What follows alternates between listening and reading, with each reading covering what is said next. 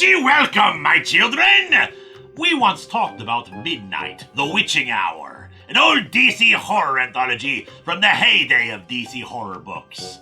But did you know in 2013, Vertigo brought the book back for a one-shot?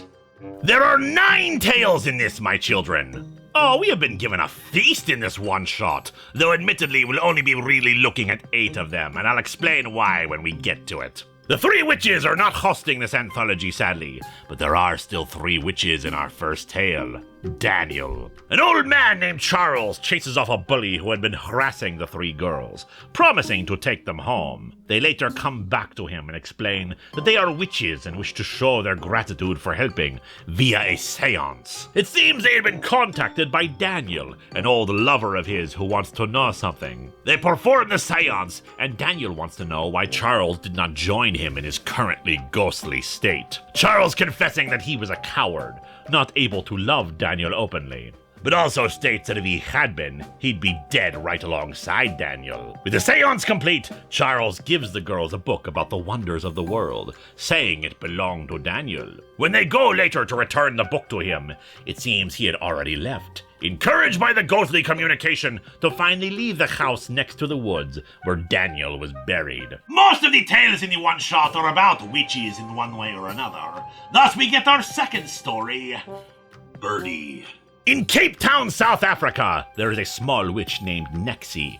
She communicates with the dead, usually through objects given to her by seagulls. She brings those items to the living, sometimes providing comfort to them, or being met with aggression since it reawakens old ghosts. Some gangsters kidnap Nexie, wanting her to use her powers to contact someone who had been murdered, who has had some items that belong to him. Instead, the seagulls bring her a pocket knife, one that belonged to the brother of one of the gangsters, and revealing that it was those same gangsters that murdered his brother. They soon kill each other as she explains that the birds brought her here for the head gangster. Next up is one of the non-witch stories. Mars to Stay! A crew has been living on Mars for the last 2 years, their time on the red planet being transmitted as a reality show back to Earth. While they themselves are scientists and astronauts, they still had to compete to get on the mission, that training being part of the show. The idea was that each new crew would bring supplies on enough people to slowly build a self-sufficient colony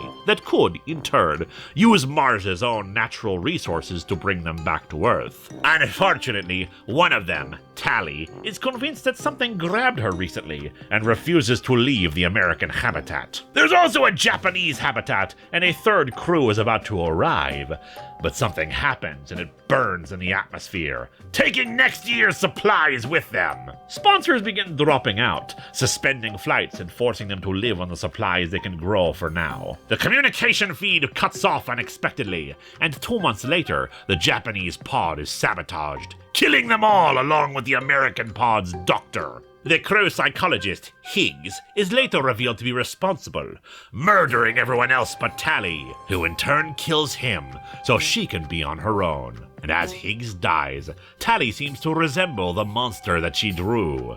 As she points out, people don't need monsters. They always bring their own. Although me personally, I could do with extra monsters. Still, people do indeed bring their own monsters, as seen in the next story, The Witch's Work. A trans woman, Raina, dreams of monsters. Her abusive mother, of a woman who overhears on the radio about a man who confessed to murdering his high school principal after years of rape and emotional abuse. Raina is taken out of herself as she thinks of her own abuse, wanting to hurt herself, and how she may have murdered her own horrible mother. But for now, she brings herself back and makes a witch's brew. A healing shower to cleanse herself and wash away the pain. Let's not forget that there are some good parents, though. Ones with good advice, like in the next story, Legs.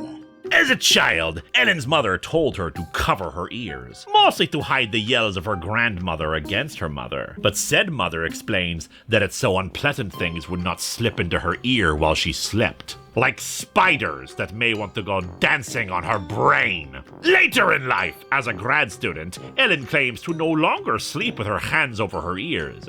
The one man who's interested in her, nicknamed Legs, doesn't believe her and hits on her. She eventually acquiesces as Legs talks about how he isn't afraid of spiders, always wanting to defend his own mother from them as a child, as she was afraid of them. He claims his mother gave him the nickname, but in reality it's because he's always walking out after he sleeps with women. Ellen brings him back to her place, but claims her apartment is too messy and makes him put on a blindfold, so he doesn't see all the bodies hanging up that she's killed. All thanks to the spider in her brain. Certainly a less witchy tale, but not one without magic. Next up, we bring back witches and warlocks with fellow travelers. In an alternate 1953, a writer named Artie is being chased by the FBI, along with his witch girlfriend Norma Jean. In this version of history, witchcraft and magic are more commonplace, but the United States is attempting to outlaw it. It seems here, communism and witchcraft swapped places. They burned commies in Salem instead of people accused of witchcraft. Artie has been convinced by Norma Jean that his writing can alter the world, and they're trying to save it. Wiccans in Russia had predicted that an all-out war between man and the magic user was coming, that would rip the planet asunder. Artie's play, revered to be an alternate version of the Crucible, is burned in a magic ritual, and the world is altered to what we see of as the world. And Artie, aka Arthur Miller, appears before the House Un-American Activities Committee to refuse to name names. Hero or villain, I must ask? Hero for not naming names, but villain for robbing us of a magical world. We continue with The Little Witch, and that is a bit of an exaggeration. A nickname for a child who befriends a soldier in Afghanistan. The soldier wishes to find some way to bring her back to the States, away from her rather oppressive family, but is unable to, believing that she was killed by said family, only 10 years later to discover the Little Witch giving an interview about the whole thing, and how she had to escape to Hong Kong herself, and built a life for herself, with him finally trying to contact her, and that's it. It's not a bad story, just odd. Speaking of oddities, one to skip. It's a dead boy detective's tale. But the problem is that it is somehow part 3 of a dead boy detective's tale, so it seems weird to talk about it when we have not had the other 2 parts available. And what the hell is part 3 of a story doing here in a single issue one-shot? We end the comic with Rise, about a girl who is backpacking through Europe and not having a fun time in England. She finds a cave to take shelter in, only to be possessed by the ghost of a witch who had been burned hundreds of years ago. With a body to use, it decides to take its revenge on the society that murdered her, attacking innocent people. But the girl manages to assume control, and in her attempts to force the ghost out, falls off a cliff to her death. And now, both ghosts have to sit and wait for whoever might come along. The Witching Hour, like so many classic horror anthologies, really should be ongoing forever.